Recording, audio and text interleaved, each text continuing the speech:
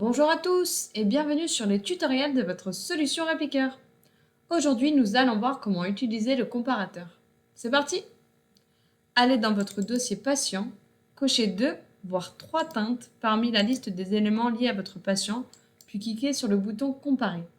S'ouvre alors une nouvelle fenêtre avec le comparateur de teintes. Vous pouvez y voir un premier onglet, comparatif visuel, avec les différentes acquisitions que vous avez sélectionnées, ainsi que leur image polarisée et la date d'acquisition. Si vous n'aviez sélectionné que 2 éléments, vous pouvez en ajouter un troisième en cliquant sur le bouton Importer teinte. Il ouvrira alors la liste des éléments de votre patient avec en vert les éléments déjà sélectionnés. Cliquez sur une troisième teinte puis sur le bouton Sélectionner. En jouant sur la photo du bas, vous avez la possibilité de comparer visuellement ces acquisitions. Ensuite, passez sur l'onglet Comparative teintes. Vous accéderez alors à l'analyse colorimétrique de vos différentes acquisitions. Comme vous pouvez le constater, le comparatif est présenté sous forme d'un tableau dans lequel on peut voir la différence entre la première, la deuxième, voire la troisième acquisition. L'appareil est donc en mesure de vous donner les différentes teintes et valeurs LAB de votre dent et de calculer leur delta E. En cliquant sur la première icône, vous avez la possibilité de choisir le teintier de référence. Le cadenas, lui, sert à bloquer ou non la zone analysée sur la dent. Lorsqu'il est barré, vous pouvez modifier la zone analysée indépendamment sur chaque photo. Alors que lorsqu'il est non barré, la zone analysée se déplacera précisément au même endroit sur chaque photo.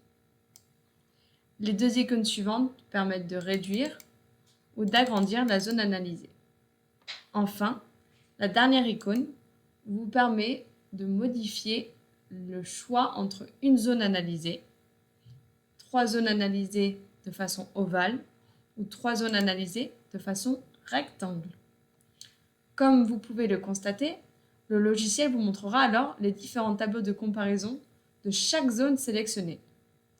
Enfin, vous pouvez éditer un rapport de comparaison en cliquant sur le bouton du même nom. Si vous utilisez cet outil, il vous sortira un fichier PDF.